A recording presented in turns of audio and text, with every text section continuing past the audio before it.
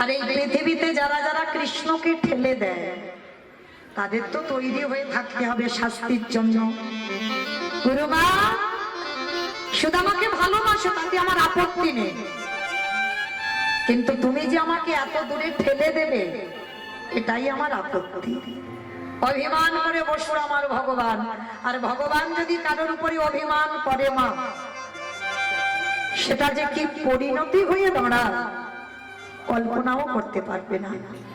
কিছুদিন পর আমার গুরুমা বলছে, কৃষ্ণ রান্নাঘরে একটুও কাঠ নেই বাবা, জানো বাবা, দুটো কাঠ এনে দে না বাবা। বেশ, আমি যাচ্ছি গুরুমা। আর এদিকে সুদামা বায়না ধরেছ, মা আমিও যাব। কোথায় যাবি তুই? ওই তো কৃষ্ণ কাঠ কুড়াতে যাচ্ছে, আমিও যাব। না না বাবা না, আকাশ মেঘাচ্ছন্ন, টিপ টিপ করে বৃষ্টি পড়ছে, কখন বলতে কখন ঝড় বৃষ্টি নামবে, আমি তোকে কোথাও পাঠাবো না।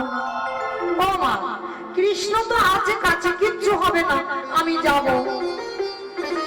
গুরুমা বলছে, দাঁড়া দাঁড়া দাঁড়া, আমার কিছু ছোলা না ভিজিয়ে দিয়েছিল, আর ছোলাটা সুদামার আঁচলে বেঁধে দিয়েছে। বেঁধে দিয়ে সুদামার কানে কানে গুরুমা চুপি চুপি বলছে, শোন, যদি জঙ্গলে কাঠ কুড়াতে কুড়াতে খিদে পায়, এই ছোলাটা বেঁধে দিলাম, খেয়ে নিবি, কেমন? কৃষ্ণকে দিবি না। যেই না বলেছে কৃষ্ণকে দিবি না, ওদিকে ভগবানের কানে আওয়াজ গেছে। মনে মনে বলল, গুরুমা গো, সুদামাকে এত ভালোবাসা বেসে ফেললে, সামান্য একটু ভিজে ছোলা, সেই ছোলা তুমি ওকে বারণ করলে যেন কৃষ্ণকে না দেয়। কিন্তু তুমি তো জানো না গুরুমা, ও তো আমায় না দিয়ে খাবে না। তুমি জানো না ও যা খায় আমাকে দিয়ে খায়, তুমি বারণ করলে কি হবে?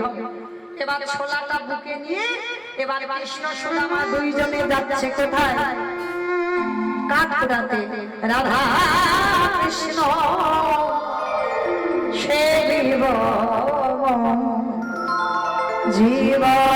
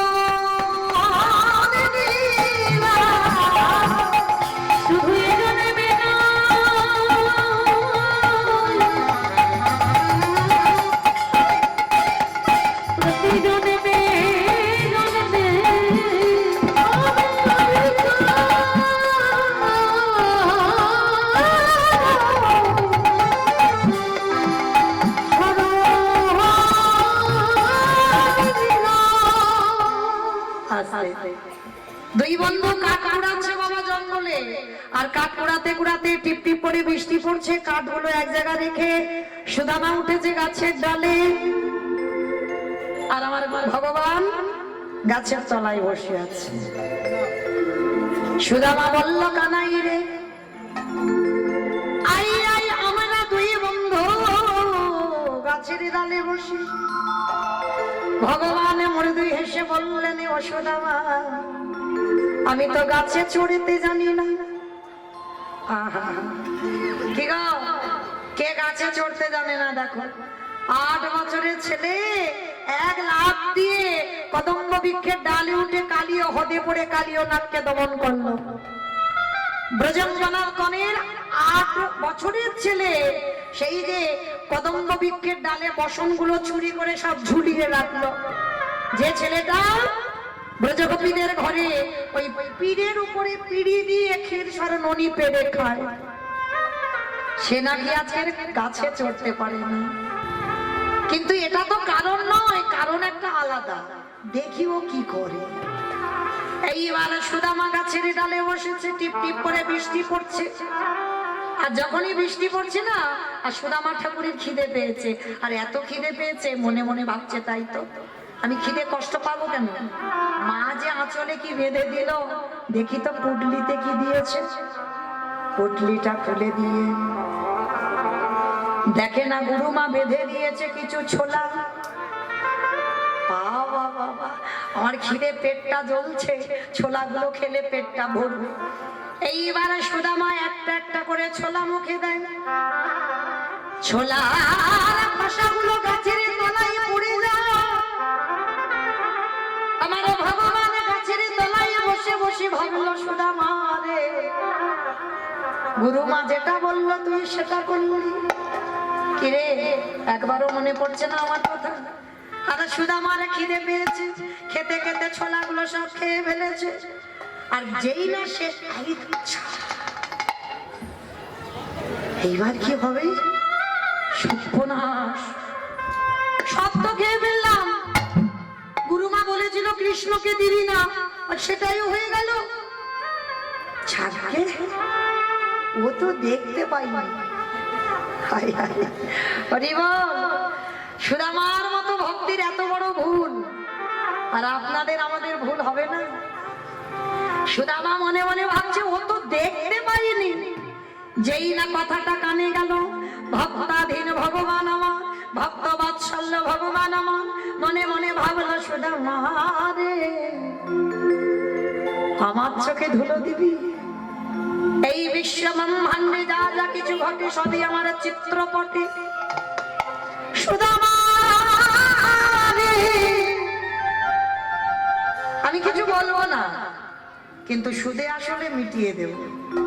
তবে যদি সত্যি কথা বলিস তো ভালো, আমি কিছু বলবো না।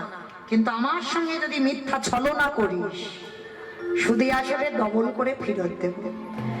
এইবারে দুই বন্ধু গাছের ডাল ভেঙে শুকনো কাঠের বোঝা দুই বন্ধু মাথায় তুলে, দুই বন্ধু হেঁটে হেঁটে আশ্রমে ফেরে। আর কৃষ্ণ বলে, ও সুদামা, এই বন্ধু, গুরুমা যে ওই যে ছোলা দিয়েছিল দেনারে, বড্ড খিদে পেয়েছে, সকাল থেকে আজকে ঠিক ঠিক খাওয়া হয়নি, দেনা 2টো ছোলা। সুদামা মনে মনে ভাবছে, এইবার আমি কি বলবো? সব তো খেয়ে ফেলেছি, কিন্তু না, সত্যিটা বললে হবে না। কানাই, কানাই, কি হলো জানিস? হ্যাঁ, মা দিয়েছিল আঁচলে, দেখ সে কাঠ কুড়াতে কুড়াতে কখন সব আঁচল থেকে সব খুলে পড়ে গেছে। আর যেই না কথাটা বলেছে, আমার কৃষ্ণ চমকে উঠেছে। ভগবানের বদন খানা মলিনে হয়ে গেল,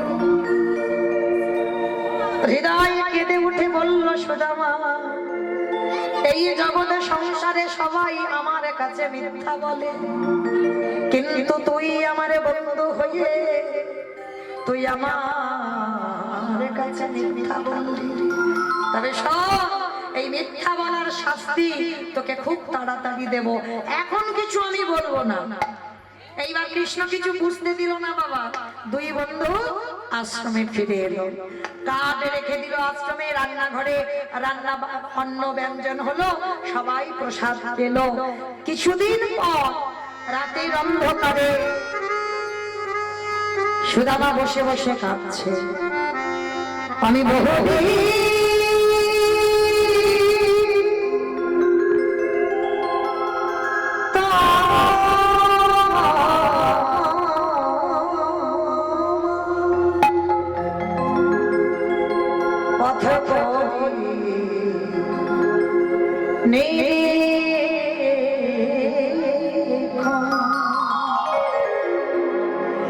কবে আসিবে মাধব আমার, আমি করি সেবা। আমি বহুদিন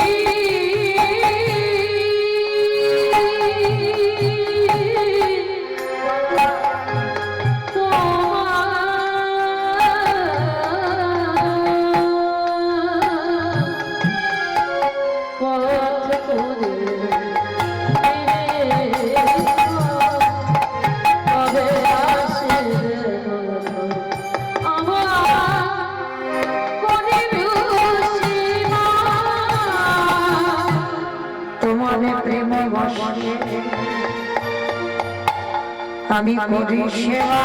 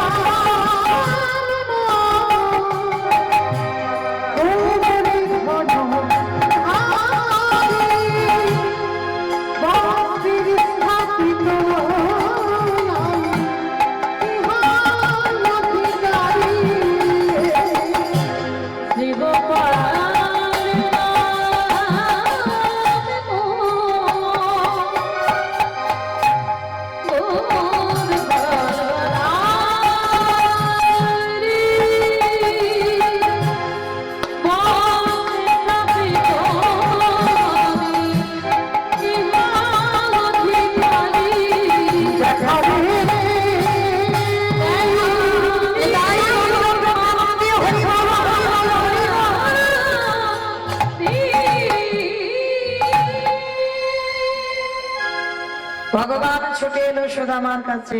বন্ধু বন্ধু কানাই, শুনতে পেয়েছিস? পাবো না তোর মতো বন্ধু যদি ডাকে রে থাকা যায়। আচ্ছা সুদামা, তুই আমায় কতটা ভালোবাসিস? বাবা, ভালোবাসা মেপে বলা যায়? কতটা ভালোবাসি? ভালোবাসা মাপা যায়? যদি একটাই কথা বলা যায় যে তোকে আমি জীবন দিয়ে ভালোবাসি। জীবন দিয়ে ভালোবাসিস? এই বন্ধু, একটা কাজ কর না, আজকে না আমার একটু নাড়ু খেতে ইচ্ছে হয়েছে। নাড়ু?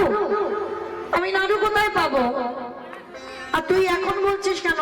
শোন, আচ্ছা সকাল হোক, আমি গুরুমাকে বলবো যে গুরুমা, কৃষ্ণ একটু নাড়ু খেতে চেয়েছে, তুমি একটু নাড়ু করে দিও। কৃষ্ণ বলছে, দূর বাবা, তুই বলবি কেন? আমি বললে কি গুরুমা দেবে না? দেবে তো। কিন্তু শোন, চুরি করে খাওয়ার স্বাদ একটু আলাদা। চুরি? আমি চুরি করবো কোথা থেকে? বলে কেন রে? গুরুমা রান্নাঘরে নাড়ু করে রেখেছে, জানা আমার জন্য দুটো নাড়ু চুরি করবে। আরে ধরা পড়বি না, আমি তো পাহারা দেব। যা যা যা যা, তাড়াতাড়ি যা।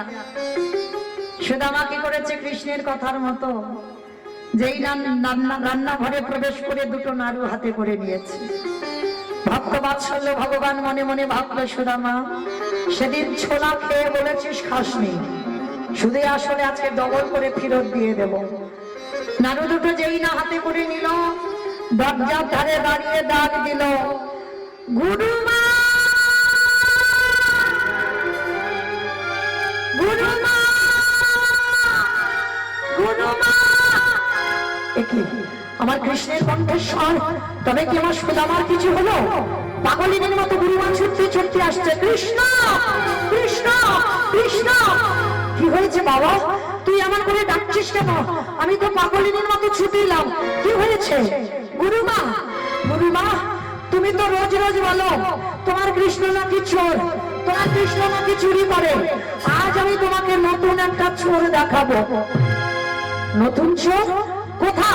ওই দেখো, ওই দেখো তোমার রান্নাঘরে। যেই না গুরুমা চাইল, দেখে না সুদামা দুটো নাড়ু হাতে নিয়ে দাঁড়িয়েছে। গুরুমা চিৎকার করলো, সুদামা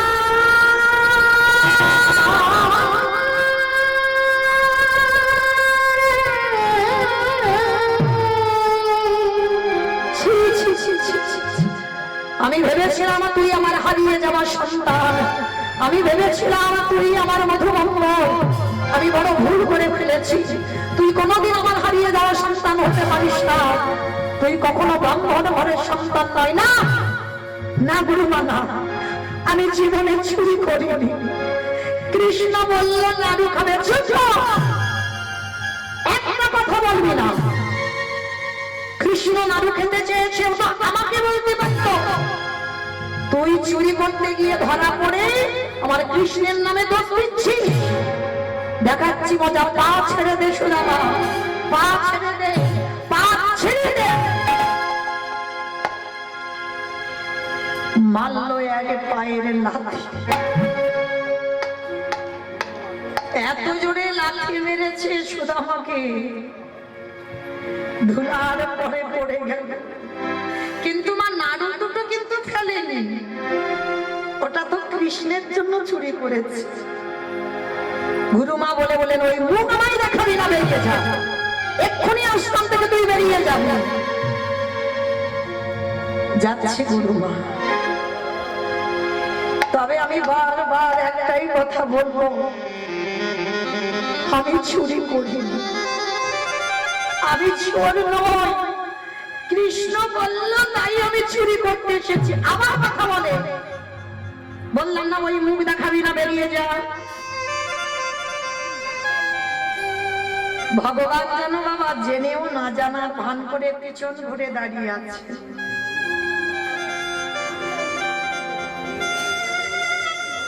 সুদামা পিছনে গিয়ে বলছে, বন্ধু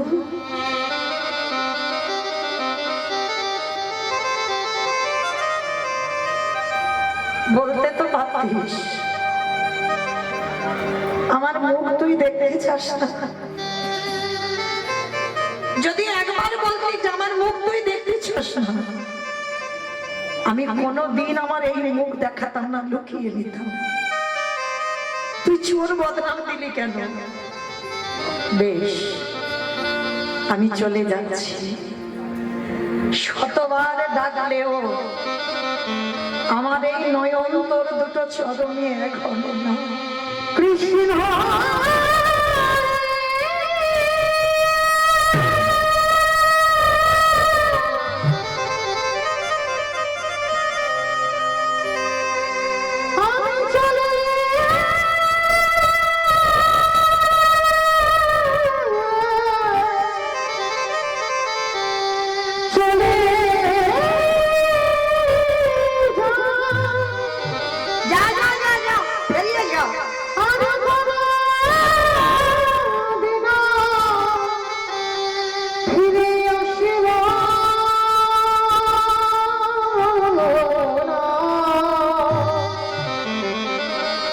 আমি চলে যাই, ওরে কৃষ্ণ রে।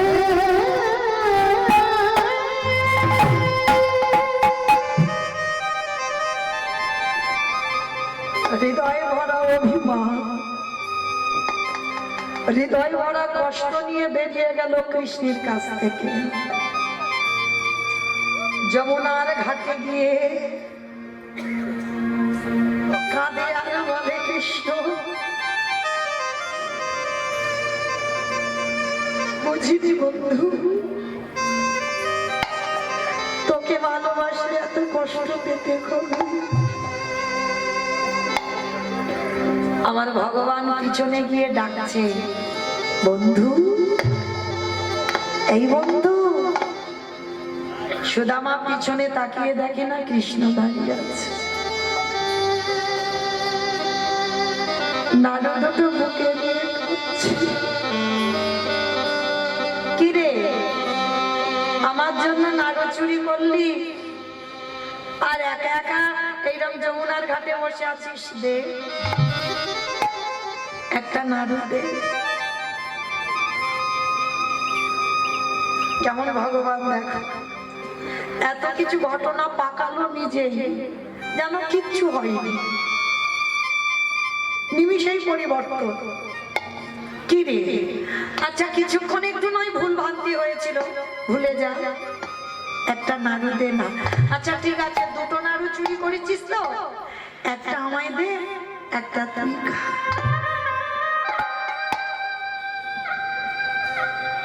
সুদামা কৃষ্ণের নয়নের দিকে তাকিয়ে বলছে, খাবি নাড়ু খাবি? এত যদি খাবার ইচ্ছে, গুরুমার কাছে চোর সাজাবি কেন? কৃষ্ণ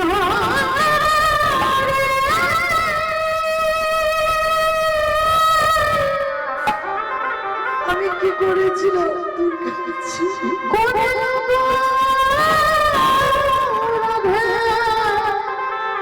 আমি কি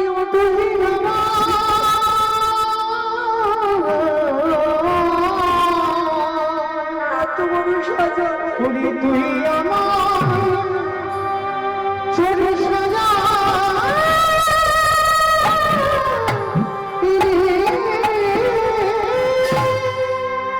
আমার জীবন ছেড়ে দিলা,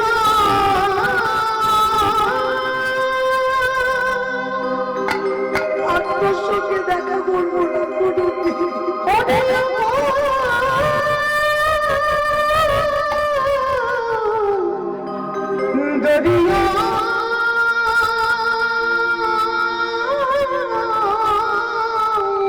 আমি চলে যাবো আমার দয়া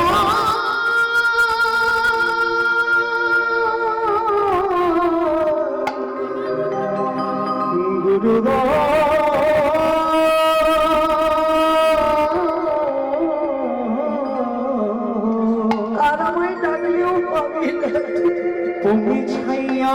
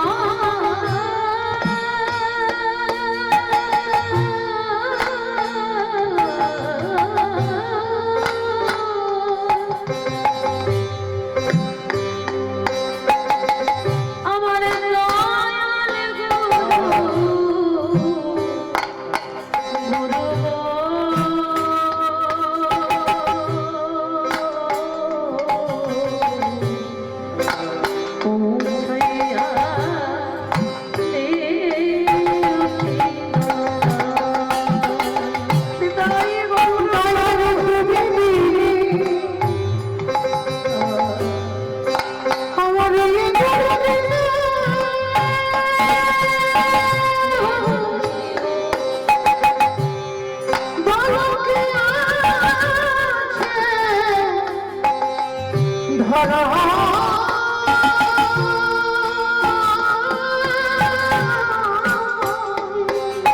দয়ালে তুমি দিলে এ দূরে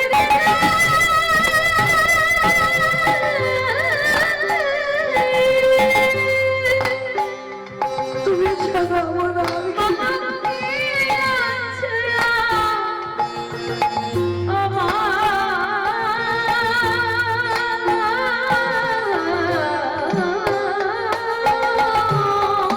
আমার আর গুরু গো,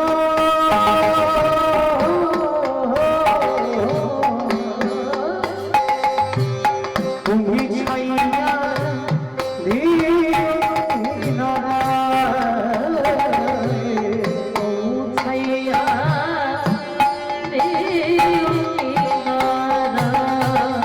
আমারে দাদা মাঝে সবই গেল দয়ালে একাত্ম হইয়া তবু তোমারে কৃপা পাও বলে দাদা আজ আশায় বসে আছে বাজে বাজে পিতাই গৌর প্রেমানন্দে হরিব একমাত্র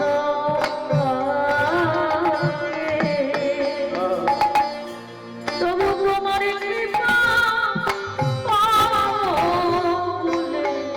দয়া আশায় বসে আছে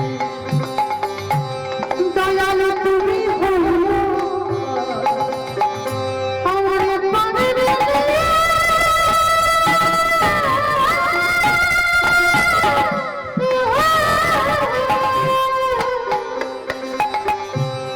আমার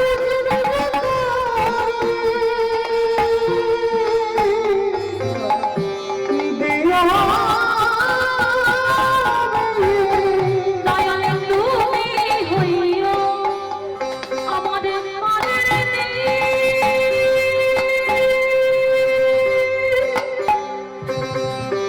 আমাদের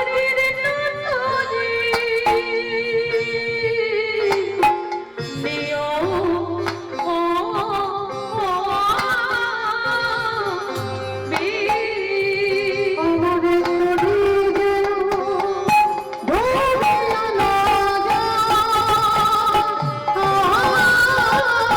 আমাদের নদী যেন ভাঙরি যেন নদী যেন ডুবিয়া না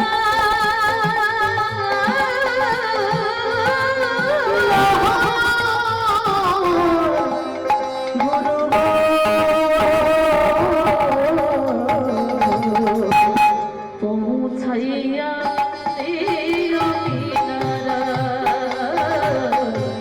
পৌঁছাইয়া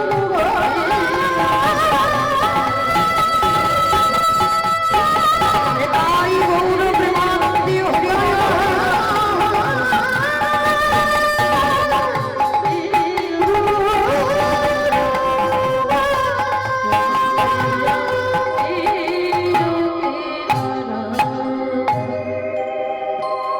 সুদামার কাছে হাত পেতে চাইলো, কিছু দে না, একটা দে। সুদামা বলল, 1000 বার বললেও তোকে দেব না, দেব না, দেব না। দিবি না? না দেব না। দিবি না তো? বললাম না দেব না।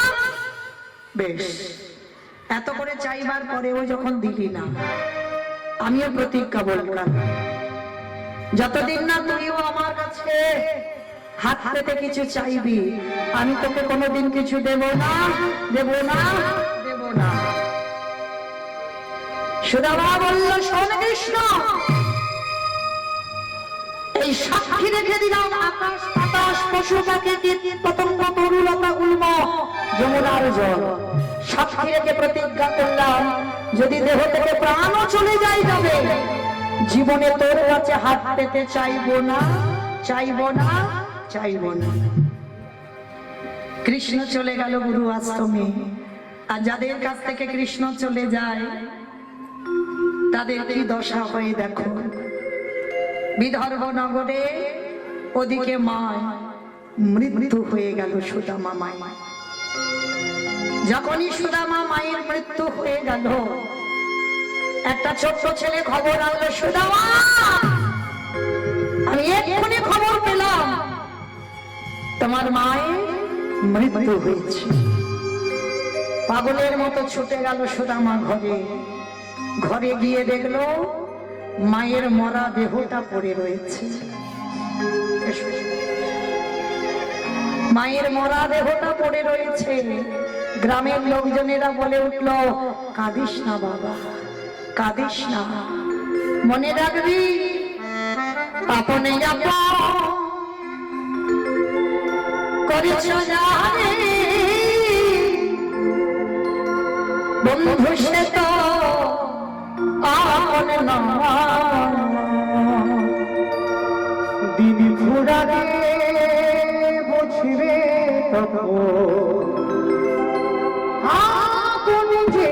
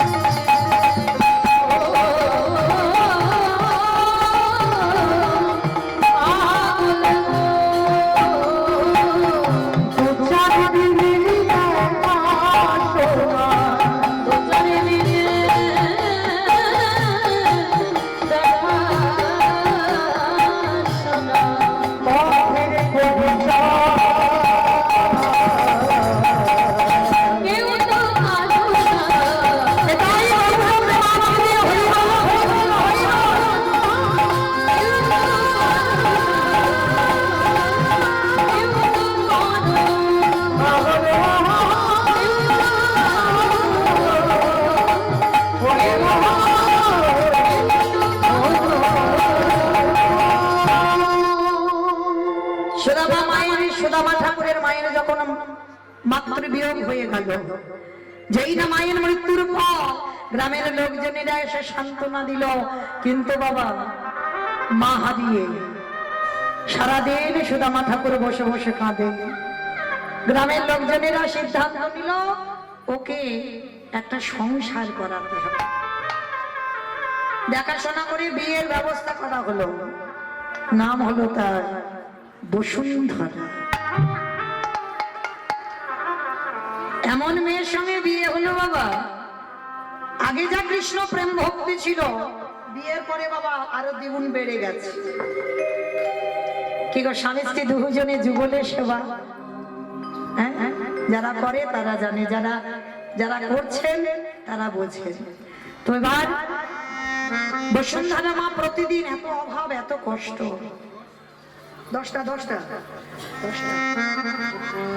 এত কষ্ট, এত অভাব। বসুন্ধরা কেঁদে বলে, ওগো দয়াময়, তোমার লীলার অন্ত কেউ দেখিতে না পায়, না দেখিতে না পায়, না দেখিতে না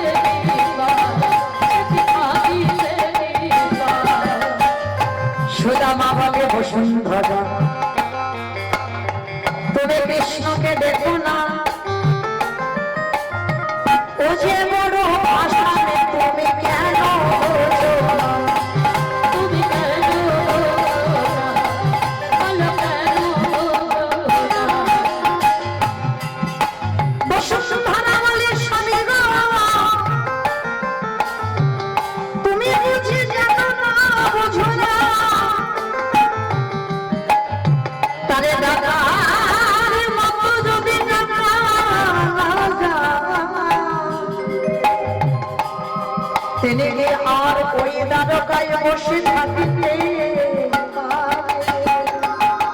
ভক্ত পাঞ্চ পূর্ণ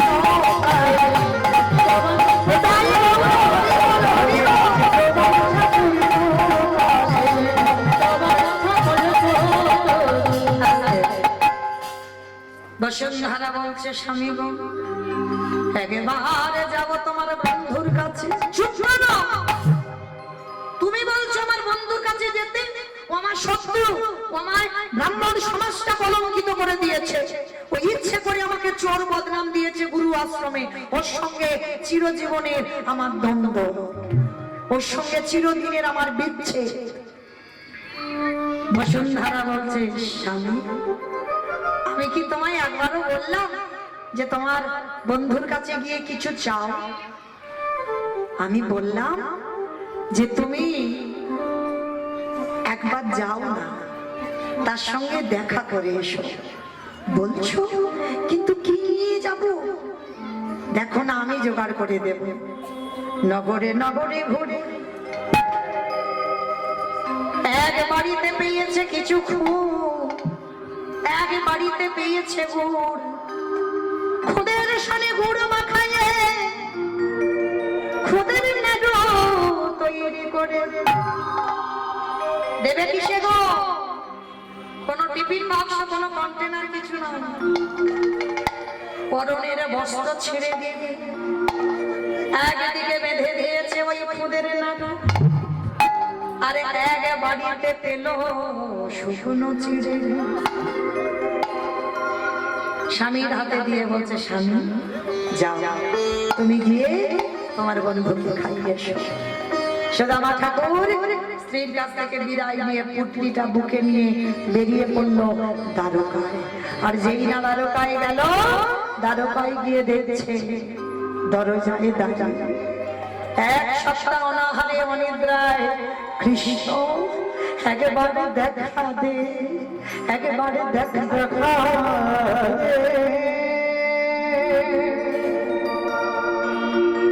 কৃষ্ণ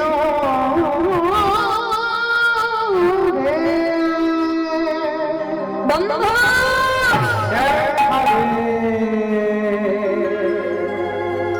কৃষ্ণ এখানে তোর বন্ধু বন্ধু থাকে না, এখানে থাকে মহারাজ কৃষ্ণচন্দ্র। ওটাই তো আমার বন্ধু। দাঁড়ি বারবার বলছে বন্ধু নয়, ওটা আমাদের মহারাজ।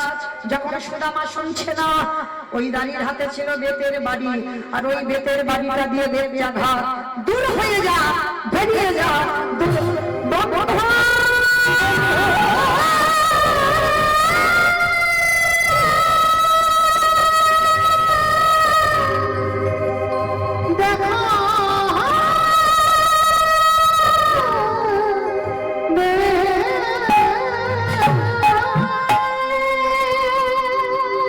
আরে কি ভগবান থাকতে পারে ওই সুদামার অঙ্গের আভাবে ভগবানের অঙ্গে লাগে গো। ভগবানের রাজদুয়ার থেকে ছুটে এসে ওই সুদামাকে বুকে জড়িয়ে ধরলো। পরশ মনের পরশে যেমন লোহা সোনা হয়, আমার গোবিন্দ পরশে জগতে না জানি কি না যেই না পরশে করল ভগবানে আমার কোলে পড়ে নিয়ে সুদামাকে যে সিংহাসনে কৃষ্ণ বসে সেখানে বসাই। শুধু বসানো নয়, সত্য আমার তুমি নিকে বললেন যাও না,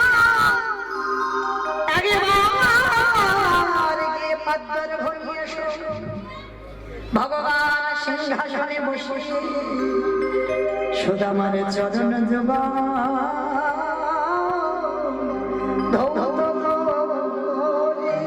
সুদামা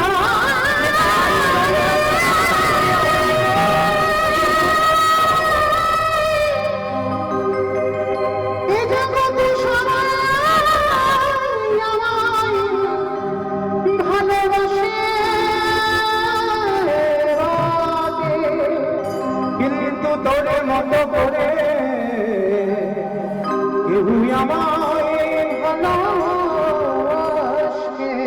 না। যেই না সুদামা চরণে জলটা দিচ্ছে না, সুদামা বলছে কানাই তুই কি করছিস? চুপ, কথা বলবি না, শুধু দেখে যাও না কি করবি। হরি হরি হরি হরি। ভগবান শুধু চরণ ধোয়ালো নয়, ওই চরণ ধৌত করা জল আমার ভগবান পান করছে। সত্য আমার রুক্মিণী বলছে প্রভু এটা তুমি কি করছো? কি করছো তুমি? তোমরা পাবে ভক্তের পাদ দাও। ভগবান কাঁদিয়ারে বলেন সুদামা 14 বছর আমার করম সেবা করে ঋণী করিয়ে রাগিলি, তাই তো সেই ঋণ শোধ করা আমার জন্য আজ দ্বারকায় যেদিন সুদামা হয়ে গেলে, সেই ঋণ শোধ করবার জন্য নিজের হাতে চরণ ধোবো না, শুধু ধোবালো না, আমার ভগবান চরণ ধৌত করা যায়।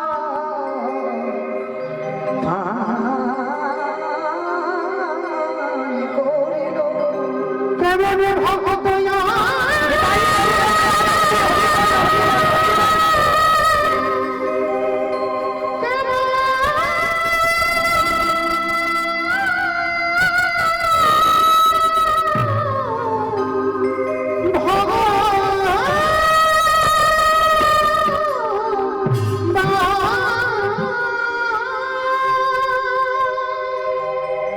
যে শয়ন কক্ষে শয়ন করে সুদামা ঠাকুরকে শয়ন কক্ষে নিয়ে গেল, শুধু নিয়ে গেল নয়, চরণ সেবা করছে আর বলছে কি রে আমার জন্য কিছু আনিস নি?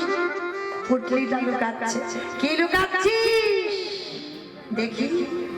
যেই না ভগবান পুটলিটা কেড়ে নিয়ে পুটলির একটা দিক খুলেছে, দেখে কিনা একদিকে মাথা রইল মোদের নানা। ও বাবা, সেই যে নাড়ুর জন্য ঝগড়া হয়েছিল আমার নাড়ু এনেছে, দেখেছো? সব মনে রেখেছে, আমি নাড়ু খেতে ভালোবাসি। আর একদিকে দেখি কি, ও বাবা চিড়ে খেতে ভালোবাসতাম, ও জানে আমার জন্য চিড়ে এনেছে। তাহলে সুদামা আনলি আনলি, আবার মাঝে মাঝে জল দিয়ে এনেছিস কেন? আমার কি দাঁতের চিবাতে ব্যথা লাগবে ওই জন্য? মানে বন্ধুরা যেমন কথা বলে। সুদামা বলল কানাই রে আমি ঘরে থেকে চিরা ভেজাই আনি না, আশেবা মনে মনে ভাবলাম তোর বদনে সবাই রাজব তুলি দে, ক্ষীর সর নলি মাখো, ভালো ভালো আমি ফল মূল সেবা করি, আমি ভিখারি কেমন করে তুলে দেব শুকনো চিড়ে। তাই যখন চিড়ের পুটলি আমার বুকে ছিল, ওই বুকে নিয়ে আস্তে আস্তে ভাবলাম এই ভিখারির ভিক্ষা করা ওদের নাড়ু, এই ভিখারির ভিক্ষা করা চিড়ে আমি কেমন করে আমার বন্ধু কৃষ্ণের বদনে তুলে দেব।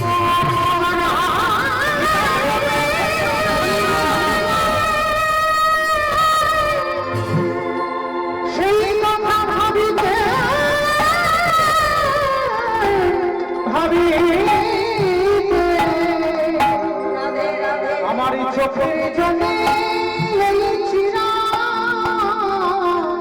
ভিজিয়ে গিয়ে আমার ভগবান বলছে শোন সুদামা, আজ যেমন তোর ওই ভিজেছে আমায় সেবা দিবি, আজ তো কলি যুগে যেদিন আমি গৌর অবতারে নদী সোনার খানায় উপরে আমি কথা দিলাম, আমি প্রতিজ্ঞা করলাম শোন সুদামা, ওই কলি যুগে ওই মাটির পাত্রে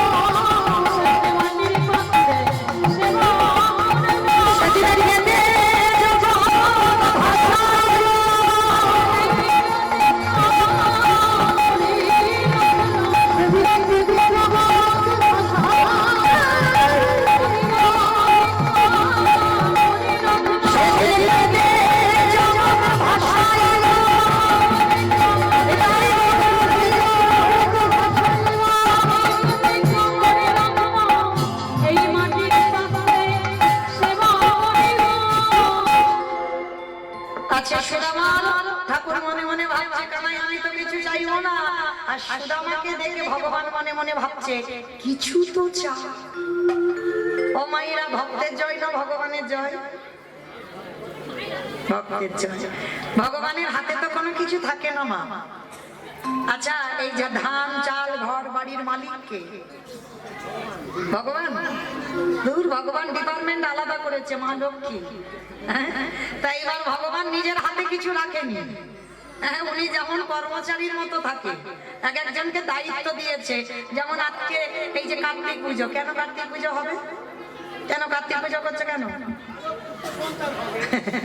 কার্তিকের মতো যেন একটা ছেলে হয়, তাই না? তাহলে ভগবান যদি মনে করতো তাহলে ভগবান তো ওটা দিতে পারতো, দিতে পারবে না। কেন? ওই যে দায়িত্ব আলাদা আলাদা করে দিয়েছে। যেমন লক্ষ্মী পুজো ধান চাল, সরস্বতী পুজো বিদ্যা বুদ্ধি, আবার মনসা পূজা যাতে ভক্তের সাপে না কাটে, মানে ভগবান দায়িত্ব। কিন্তু ঈশ্বর পরমা কৃষ্ণ সচ্চিদানন্দ বিগ্রহ অনাদির আদি গোবিন্দ সর্ব কারণের কারণ। গাছের গোড়া ভগবান। যেমন ধরুন বাবা মা বর্তমান জীবিত আছে, 5 ছেলে বউ নাতিপুতি এক সংসারে, বলো তোমার নিমন্ত্রণ পত্র কার নামে ছাপানো হবে?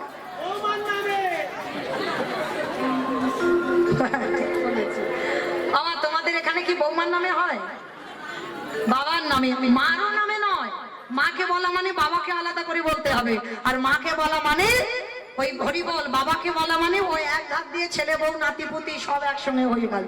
হ্যাঁ, কারণ বাবা হচ্ছে গাছের গোড়া, আর গাছের গোড়াতে জল দিলে আর ডালপালায় শাখা পোশাকাই দিতে লাগে না। তো কৃষ্ণ সেবা যদি করতে পারো তাহলে লক্ষ্মী কালী দুর্গা সরস্বতী মনসা শীতলা পুজো করলে ভালো, যে ভালো নয় তা নয়, ভালো। কিন্তু নাও যদি করো ওই গোড়ায় জল দিলে আপনি থেকে চলে যাবে। হ্যাঁ, তো আজকে ভগবান মা লক্ষ্মীকে ডাকলো, যাও ভক্তের কুড়ে ঘর রাজ অট্টালিকা করে দিয়েছো, ধান চাল সোনা দানায় ভরে দিয়েছো। মা লক্ষ্মী গিয়ে বিদর্ভ নগরে ভরে দিয়ে এলো। সকালবেলা এই বাসুদামা ঠাকুর ঘরে ফিরবে। ভগবান বলছে, দাঁড়া, একা যেতে হবে না, কষ্ট করে এসেছিস, আমি তোকে নিয়ে যাব। তুই যাবি? হ্যাঁ। এইবার রথে করে নিয়ে সুদামাকে নিয়ে গেল বিদর্ভ নগরে। আর যেখানে মা কুড়ে ঘর ছিল সেখানে বিল্ডিং তৈরি হয়েছে। আমার কুড়ে ঘর কই? মনে হয় কেউ তুলে দিয়ে আমার স্ত্রীকে তাড়িয়ে দিয়ে তার অট্টালিকা বানিয়ে দিয়েছে। হাই ভগবান, এবার আমার স্ত্রীকে কোথায় খুঁজে পাবো? বসুন্ধরা, তুমি কই গেলে? এবার বসুন্ধরা তখন কোথায়? রাজ রানী সেজে স্বর্ণ অলঙ্কারে ভূষিতাম, একেবারে রাজ অট্টালিকা থেকে সোনা দানায় ভরপুর হয়ে আছে অলঙ্কারে। এইবার সোনার থালায় রূপোর থালায় ধূপে দিবি প্রদীপে ঘন্টা বাজিয়ে যেই না সুদামা ঠাকুরের কাছে এলো, হ্যাঁ গো গিন্নি, কি করে তুমি এত বড় লোক হলি আর এত সোনা দানা পড়ে আছো কি করে? বলে, কেন? সবই তো তোমার কৃষ্ণের কৃপা। বলে, আমি তো বলিনি কিছু। বলে, বলতে লাগে না। বলে, হ্যাঁ গো গিন্নি, আমি দ্বারকায় কষ্ট করে হেঁটে গেলাম আর তুমি ঘরে বসে পেয়ে গেলে, কি করে? বলে, শোনো, তুমি করেছো ভগবান সেবা, আমি করেছি তোমার মতো স্বামীর পদ সেবা। ও মাইরা, জানো তো এ জগতে সতী তারা যাদের ঘরে পতি আর বাইরে পতি, ঘরে পতি আর বাইরে পতি, যাদের ঘরে পতি আর বাইরে পতি, ঘরে পতি আর বাইরে পতি, বলি এ জগতে তারাই সতী, ঘরে পতি আর বাইরে পতি। আমার যাদের দুটো করে স্বামী তারা সতী। তা কাদের দুটো করে স্বামী আছে একবার হাত তোলো তো দেখি। হেসে উঠলো। তার মানে কি মনে করলো ভাবতে পারছে? যদি জানাজানি হয়ে যায়। রাধে, কি গো, সবার দুটো স্বামী আছে তো? খেয়াল রেখো। আর এখানে যদি কেউ বলে ফেলো আমার একটা স্বামী, তার মানে সে অসতী। যার দুটো স্বামী সে সতী। কিরকম? যার ঘরে পতি আর বাইরে পতি। কিরকম? ঘরে পতিটা কি? পরমাত্মা রূপী ভগবান, আর বাইরের পতিটা অগ্নি সাক্ষী করে বাবা যার হাতে দিল সেটা হলো বাইরের পতি। দুই পতির ভজন যারা করতে পারে এ জগতে তারাই সতী। যারা দুই পতি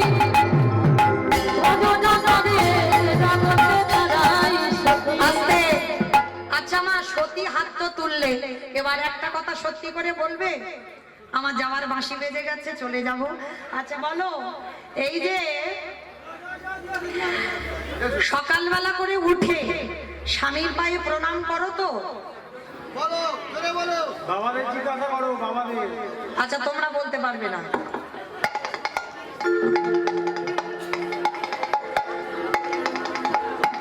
তোমরা বলতে পারবে না, তাহলে বলো ওই আমার দাদা ভাইরা কোথায় গেল? বলো তো দেখি, দাদা ভাই বাবারা, আমার মায়েরা সকাল সকাল প্রণাম করে তো?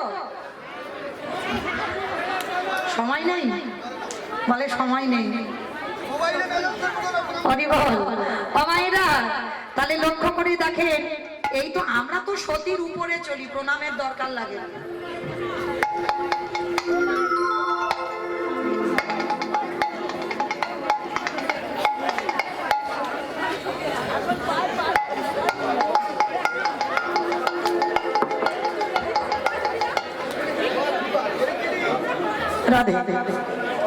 এইবার সুদামা ঠাকুরের শ্রী বসুন্ধরা বলছে, তুমি পেয়েছো দ্বারকায়, আমি তোমার চরণ সেবা করে পেলাম।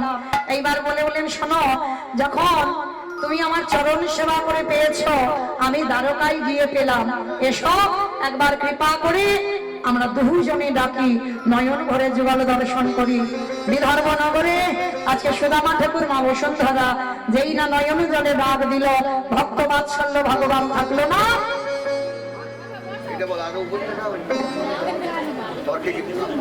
জর্দাহ কালীতলা মন্দির প্রাঙ্গণ কবে দেখতে পাইনি, কই? বেশ, 26 তারিখে পদাবলী কীর্তন আরম্ভ।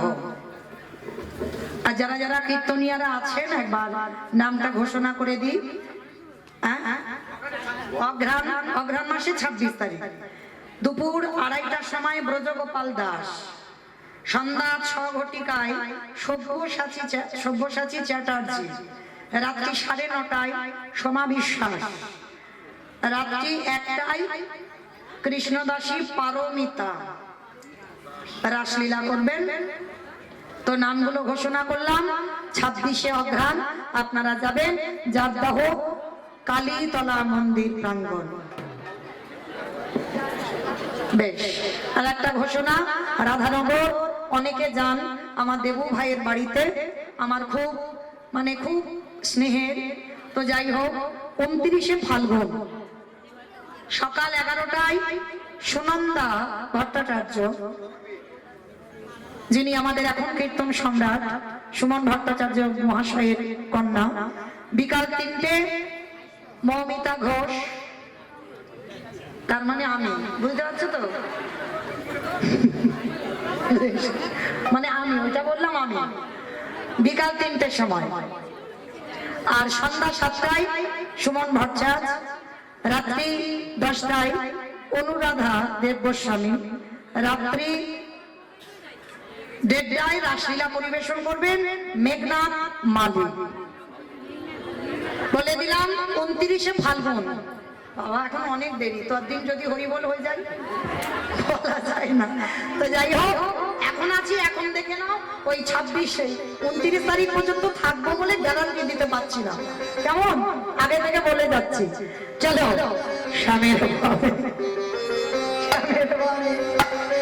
স্বামীর বামে দাদা নবীন কিশোরী,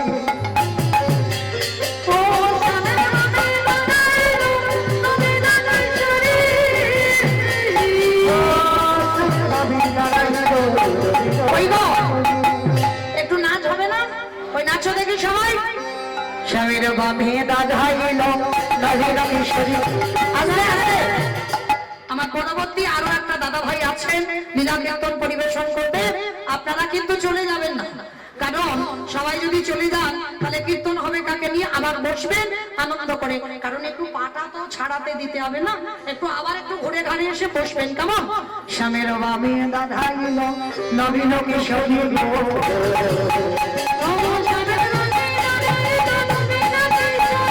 নবীন কিশোরী